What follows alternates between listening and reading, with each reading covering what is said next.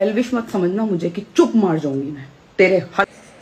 अजय और उसकी वाइफ प्रतिभा सोनी और कीर्ति मेहरा की इतनी ज़्यादा लड़ाई हो रही है और ये कंट्रोवर्सी बढ़ती ही जा रही है। अब दोनों इतने ओपनली एक दूसरे के ऊपर बोलने लगे हैं, यहाँ तक कि अज्जू ने सारी चिट्ठे खोल दिए हैं। लड़ाई का कारण क्या था, अज्जू ने साफ कर दिया है कि कीर्ति मेहरा तो इस लड़ाई का कारण नहीं थी और हम दोनों की लड़ाई थी। और मैं चाहता हूँ मैं इस चीज़ को यूट्यूब पर ना लेकर आऊँ, लेकिन लोगों ने मेरे को इतना हेट देना स्टार्ट किया है जिसकी वजह से मुझे ये सब कुछ करना पड़ रहा है।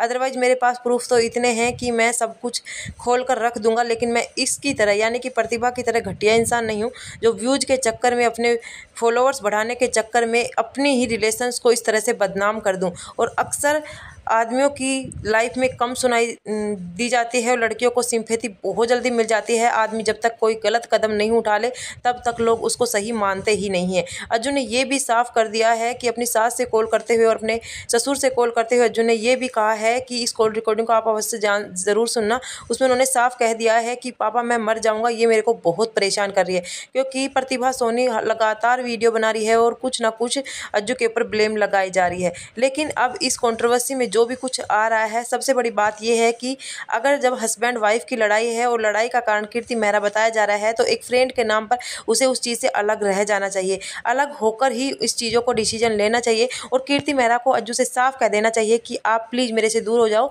जिसकी वजह से आपके घर में शांति बने। अब आप सुनिए अज्जू क्या बोल रहे हैं। कि वो क्या है, वो अपने आप को शीशे में देख सकता है, वो दुनिया से झूठ बोल सकता है, अपने आप से नहीं बोल सकता। तीसरे आदमी पे नाम डालना, तीसरे आदमी पे चीजें करना, ये सारी चीजें उसको खुद को पता है कि कहां से उसको सॉलिड रीजन। उसने मेरे को मुंह पे बोला था, अब मिला है मुझे सॉलिड रीजन।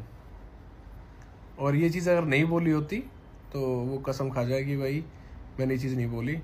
मेरे पास बकायदा इस चीज शायद रिकॉर्डिंग है शायद, बट उसने उस टाइम बोल दिया था अब मिला है मेरे को सॉलिड रीजन, अब बताती हूँ मैं तुझे।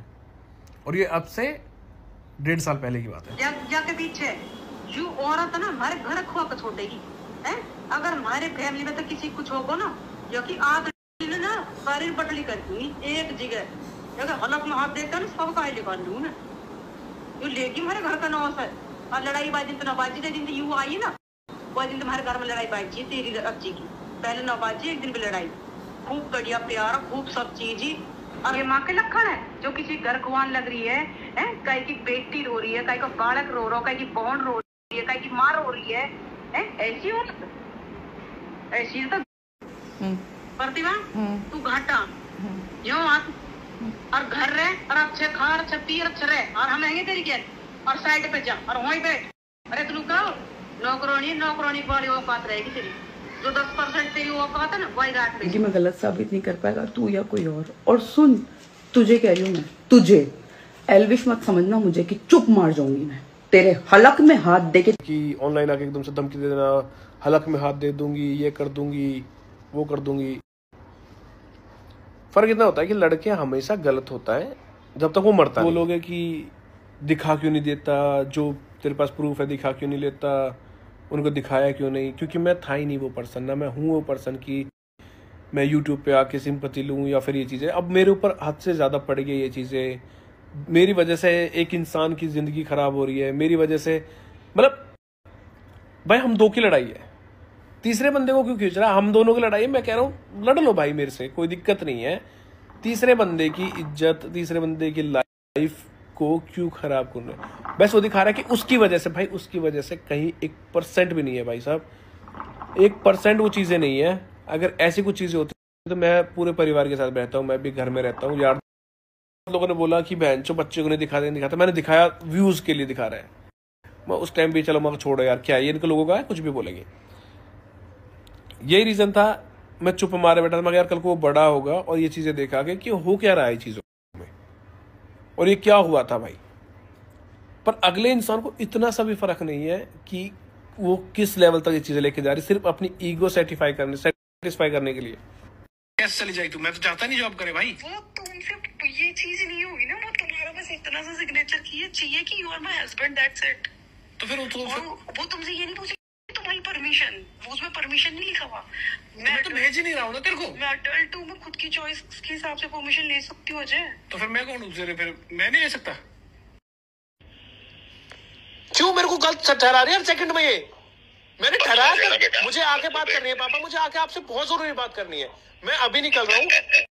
भगवान पापा मैं मर जाऊंगा, माँ की कसम मैं मर जाऊंगा, मैं मर जाऊंगा। बोल रहा हूँ मैं पागल हो गया हूँ, मैं मर जाऊंगा। मैं बस बोल रहा हूँ मैं अभी कितना पैसे बन के आएगा वहां से। यार मैं तुझसे क्या बोल रहा हूँ, मैं तुझे चीज मैं वायु वाली चीज छोड़ दे।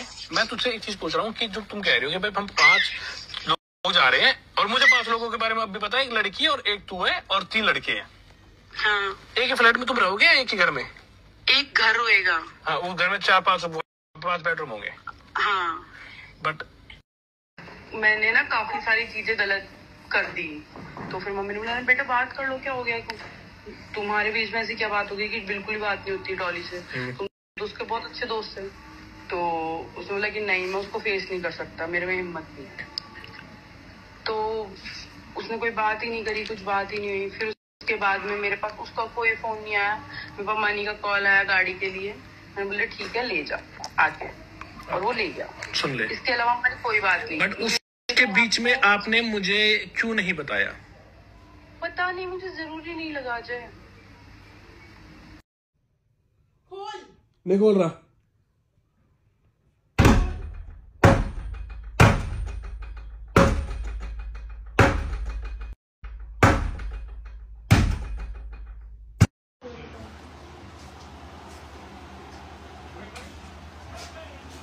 इसको यूएस जाना था, इसने बोला मेरे को जाना है, मैंने बोला ठीक है चले जा। मैंने घर वालों को सब कुछ समझा, तू समझाएगा? हाँ मैं समझा दूंगा। मैं ठीक है तू अपने सपने पूरे कर ले। उसके बाद बोलती मेरे को 4 साल के लिए जाना है, और इसने मेरे को बोला कि उसके बाद मेरे को नहीं पता पक्का मैं आऊंगी या नहीं आऊंगी, और घर वालों ने सेम चीज बोली। उसके बाद इसने मेरे को डिवोर्स पेपर भेजे।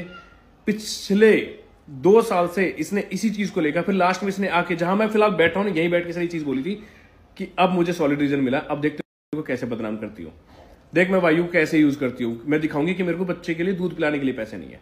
उस बच्चे को यूज किया। मैं चलो बोलता हूँ कि मैंने तो कभी छोड़ा है अपनी प्रेगनेंसी को। ये बोल रही है मैं पोस्टमार्टम। प्रेगनेंसी को कौन छुपाता है भाई, और किससे छुपाया था वो भी बताता हूँ अभी। तूने बताई मेरे को आज तक? तूने तो पूरी अच्छा तू अच्छा हाँ क्यों छुपाई तो छुपाई, जो उखाड़ना है उखाड़ ले।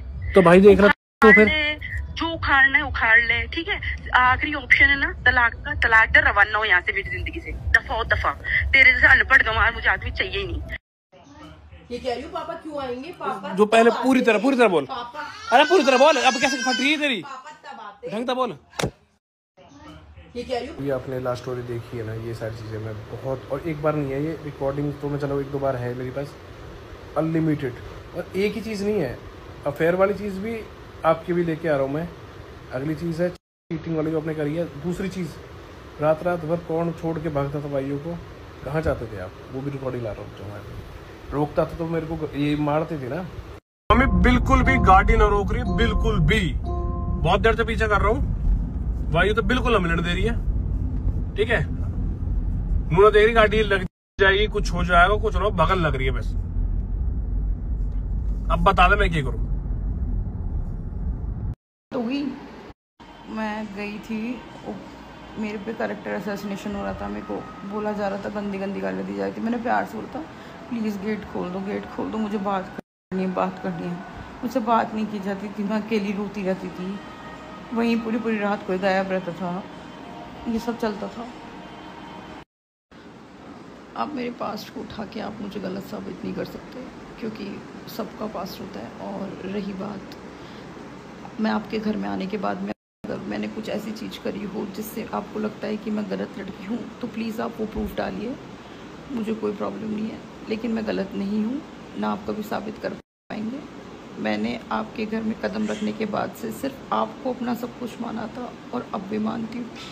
मैं कहीं गलत नहीं हूँ, मैं बहुत ज़्यादा बर्दाश्त कर रही हूँ यार। मैं तो कुछ ना ही बोले तो बेटर है, आपकी लैंग्वेज सब लोग देख चुके हैं। क्योंकि अगर आप ऐसे बात करोगे तो सॉरी, मैं आपसे तमीज़ से बात नहीं करने वाली। आप गाली दोगे 1 तो 2 सुनोगे गाली की। कीर्ति मेहरा, जो तेरा प्लान था हो गया सक्सेसफुल, अब रेडी हो जा, कल से शुरू करते हैं। एक चीज़ मांगी थी कि मेरे बेटे को ये खिला देना कि उसका बाप उसकी माँ से कितना प्यार करता है, बस। और कुछ नहीं मांगा तो मेरे इस इंसान से शादी के बाद में कोई दिक्कत नहीं है, जो करना था कर लिया। डाइवोर्स चाहिए ना, भेज दे paper, I promise you, sign कर दूंगी, अब नहीं चाहिए तू। आपने मेरे साथ धोखा किया है, मुझे चीट किया है, उसका आंसर है आपके पास नहीं है ना? लोगों को क्यों मैनिपुलेट कर रही है? पहली बात तो जो ये मेरे को चीट का कहे जा रहे, तो आप चीटिंग प्रूव करो ना। जब आप प्रूव करोगे उसके बाद ही तो मैं बोलूँगी कि मैं चीटर थी। और जो भी बात है, जो भी ये बोल रहा है गाड़ी से लेकर किसी भी चीज़ से लेकर, ये सारी बात ना 2022 जनवरी में ही हो गई थी हमारी।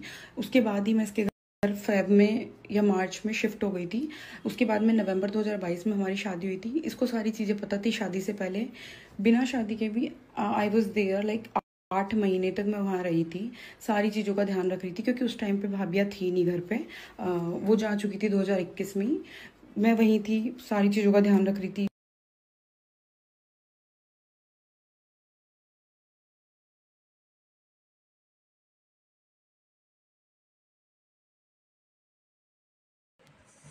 तो गाइज आपने दोनों की सुन ली है, आपको अब कौन सही लगता है? देखो मुझे तो ये लगता है कहीं ना कहीं दोनों में मिसअंडरस्टैंडिंग हुई है। जहाँ पर प्रतिभा सोनी कीर्ति मेहरा का नाम ले रही है, वहीं पर अज्जू के ईगो की बात थी, जिसकी वजह से कहीं ना कहीं कीर्ति मेहरा का अफेयर पहले यानी कि पास्ट की बातों को लेकर इन दोनों में झगड़ा हुआ था। और ये जो प्रेगनेंसी की बात, देखो कोई भी वाइफ अपने हस्बैंड से प्रेगनेंसी की बात कैसे छिपा सकती है? और जिस तरह से वो कॉल पर बात कर रही है वो सारी रिकॉर्डिंग आपने सुन ली है।